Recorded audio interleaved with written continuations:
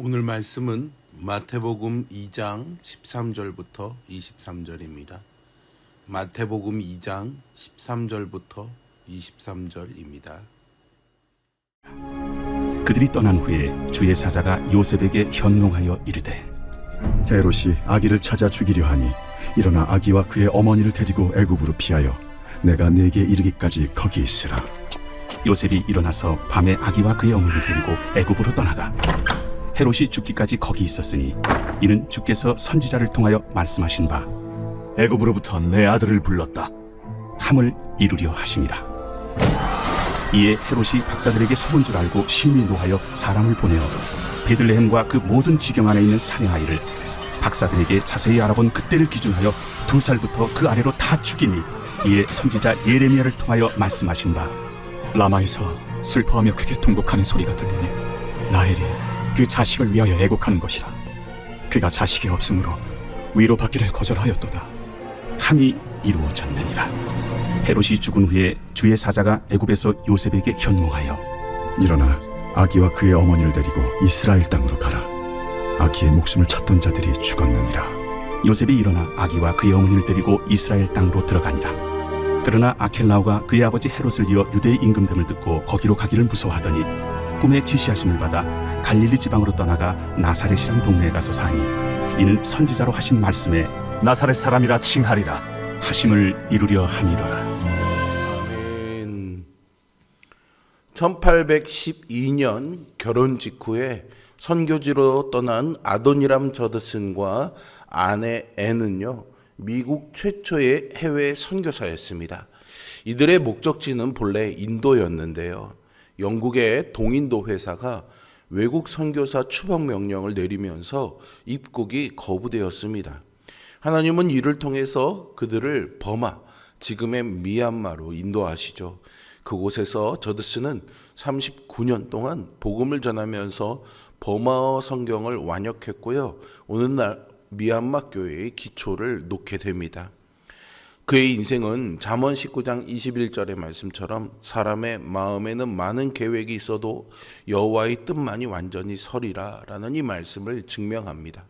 본문에서도 이러한 역사를 볼 수 있습니다. 오늘 우리가 함께 묵상할 본문의 말씀은 동방 박사들이 아기 예수께 경배하고 떠난 직후부터 시작됩니다. 박사들이 돌아간 뒤 평화로운 밤이 찾아올 것 같지만 사실상은 메시아를 제거하려는 사단의 역사가 헤롯이라는 권력자를 통해서 극에 달한 비상상태였습니다. 이 칠흑 같은 어둠의 시기에 하나님께서 졸지도 주무시지도 않으시고 당신의 독생자를 보호하시며 구속의 역사를 이끌어 가셨습니다. 마찬가지로 주님은 우리의 삶의 위기 속에서도 성령의 세밀한 조명을 통해서 갈 길을 인도해 주십니다. 오늘 말씀을 통해서 우리 각자에게 들려주시는 하나님의 음성을 듣고 요셉처럼 묵묵히 그 길을 따르는 은혜가 있기를 소망합니다. 동방박사들이 떠난 후 주의 사자가 요셉에게 꿈에 나타나서요, 일어나 아기와 그의 어머니를 데리고 애굽으로 피하라고 명합니다. 여기서 일어나다라는 표현은 단순히 몸을 일으키는 것을 넘어서서요, 지금 당장 무엇보다 앞서 순종한다는 긴박함을 담고 있습니다. 요셉은 이 엄중한 명령 앞에 단 한순간의 지체도 없이 밤에 그 즉시 그 말씀에 순종해 애굽으로 내려갑니다. 아기 예수의 생명이 위협받는 긴급한 상황이었기에 그는 인간적인 안위나 여행의 준비보다 하나님의 명령을 최우선으로 삼았던 것이죠. 요셉의 즉각적인 순종은 아기 예수님을 헤롯의 칼날로부터 지키는 통로가 되었습니다. 요셉의 순종은 그의 의로운 성품에서 비롯된 것이었습니다. 그는 천사가 일러준 대로 아기와 모친을 데리고 움직였죠. 여기서 본문에 나오는 데리고라는 단어는요, 소중한 대상을 자신의 몸과 일치시키듯 밀착시켜 보호한다는 깊은 의미를 지니고 있습니다. 그는 가정의 영적 권위를 위임받은 자로서 마리아와 아기를 지켜야 할 그 사명에 성실히 감당했던 것이죠. 동방 박사들에게 속은 것을 한 헤롯은요, 극도로 분노해서 베들레헴과 그 주변 지역에 2살 이하의 사내 아이들은 모두 죽이라는 잔혹한 명령을 내립니다.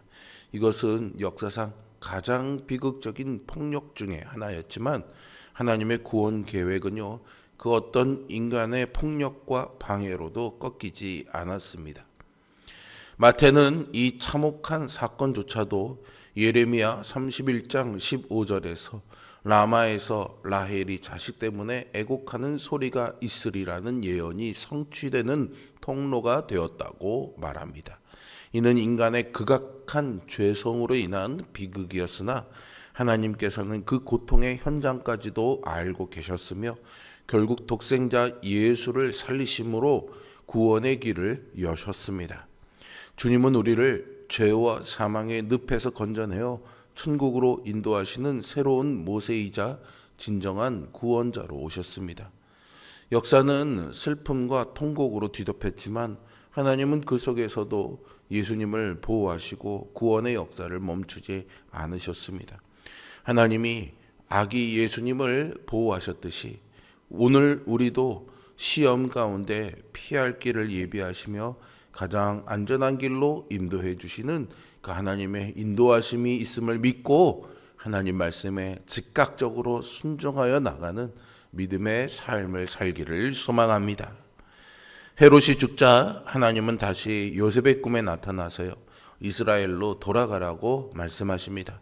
마태는 이것이 애굽에서 내 아들을 불렀다라고 하신 호세아 11장 1절의 말씀의 성취임을 밝히고 있습니다. 과거 이스라엘 백성이 하나님의 아들로 불리며 애굽에서 구출되었듯이 이제 참된 하나님의 아들이신 예수께서 애굽으로부터 나오심으로 새로운 인류의 구원, 새로운 출애굽을 완성하신 것이죠. 이처럼 예수님의 애굽 피신과 귀화는 구약 이스라엘의 출애굽 역사를 완성하며 예수님이 참된 이스라엘이자 사탄의 세력과 사망을 이기시는 구원자이심을 보여줍니다. 요셉은 바로 일어나서 이스라엘로 돌아갔지만 헤롯의 아들 아켈라오가 유대를 다스린다는 소식을 듣고 다시 두려워합니다. 아켈라오는 그의 부친에 못지않게 잔인한 자였기 때문이죠. 그러자 하나님은 갈릴리 지방 곧 나사렛으로 인도하십니다. 그렇게 예수님은 나사렛에 정착해서 나사렛 사람이라고 불리게 된 거죠. 예수님이 나사렛 사람이라고 불린 것에도 깊은 영적 의미가 있습니다. 당시에 나사렛은 세상의 중심에서 멀리 떨어진 멸시받고 경멸받는 장소였습니다. 요한복음 1장 46절에서 나사렛에서 무슨 선한 것이 날 수 있느냐라는 말처럼 조롱과 멸시의 상징이었죠. 후에 유대인들은 기독교인들을 나사렛 이단이라고 부르기도 했습니다. 그러나 하나님께서는 바로 그곳에서 인류 구원의 역사를 준비하게 하셨습니다.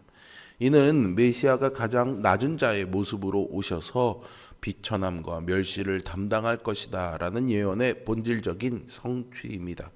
주님은 세상의 화려한 배경이 아닌 하나님의 지혜와 능력으로 승리하셨습니다. 예수님은 잘린 줄기에서 나온 새싹처럼 세상이 천하게 여기는 환경에서 자라난 참된 다윗의 후손 왕이십니다. 이것은 이사야 53장 3절에 그는 멸시를 받아 사람들에게 버림받았으며 라는 말씀 등 구약의 선지자들이 예언한 메시아의 고난과 겸손을 이루는 놀라운 길이었죠. 예수님은 가장 낮은 자리에서 겸손의 왕으로 오셨습니다. 이 겸손은 우리가 본받아야 할 헌신의 본이 됩니다. 우리 역시 자신의 연약함이나 배경을 탓하지 말고 나사렛 예수 그리스도께서 우리 안에 사심을 믿으며 오직 하나님의 영광만을 드러내는 삶을 살아야 하겠습니다. 예수 그리스도의 유년 시절은 고난과 위협 그리고 잦은 이주의 연속이었습니다. 그러나 그 모든 여정의 배후에는 하나님의 주권적인 섭리와 보호하심이 있었습니다.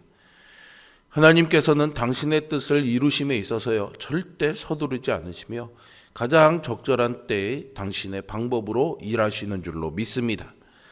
요셉이 비록 두려운 상황 속에서도 꿈을 통해 주시는 지시에 귀를 기울였던 것처럼 우리도 매 순간 우리 곁에 계신 성령 하나님의 인도하심에 민감하게 반응해야 합니다. 세상의 어둠은 때론 우리를 집어삼킬 듯이 달려들지만 그 어둠의 터널에는 반드시 끝이 있습니다. 우리의 계획이 예상치 못한 난관에 부딪히거나 헤롯의 무자비한 폭력에 희생당한 사람들처럼 삶이 이해할 수 없는 슬픔이나 예수님이 나사렛 출신이라고 받았던 조롱으로 뒤덮일 때 두려워하지 마십시오. 본문을 통해 우리는 하나님의 뜻이 모든 인간의 계획과 장애물을 초월해서 반드시 성취된다는 것을 확신할 수 있습니다. 헤롯은 가고요, 예수님은 남았습니다. 세상이 주는 고난은 잠깐이나 하나님의 인도하심은 영원한 줄로 믿습니다. 이제 나 중심의 삶이 아닌 예수 그리스도의 삶의 중심으로 우리의 삶을 바꿔야 합니다. 비천한 나사렛을 구원의 발상지로 삼으신 주님께서 오늘 여러분들의 연약함과 고단한 삶의 현장을 하나님의 영광이 드러나는 거룩한 성소로 바뀌어 주실 줄로 믿습니다. 하나님은 꿈과 말씀을 통해 가장 선한 길로 인도하시며 그분의 뜻이 완전히 설 때까지 우리를 보호하십니다. 오늘도 주님이 말씀하실 때 요셉처럼 즉각적으로 일어나 그 부르심의 자리에서 순종하며 맡은 바 책임을 감당하여서 이 소망을 품고 담대히 세상으로 나아가는 복된 성도들이 되시기를 주님의 이름으로 축복합니다. 기도하겠습니다.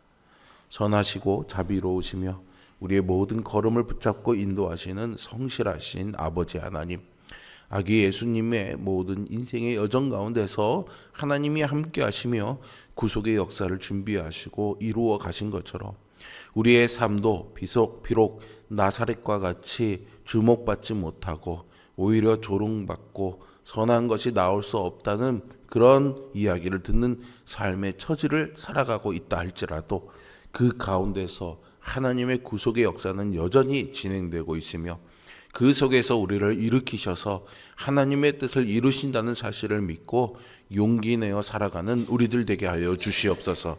오늘도 그 하나님의 선하신 섭리 가운데서 우리에게 말씀하시는 그 말씀하심에 귀 기울이며 그 말씀에 순종해 나가는 삶을 한 걸음 한 걸음 살아갈 때에 우리를 통해서 우리가 거한 곳이 하나님의 영광이 들어가는 거룩한 성소가 되기를 소망하며 예수 그리스도의 이름으로 기도합니다. 아멘.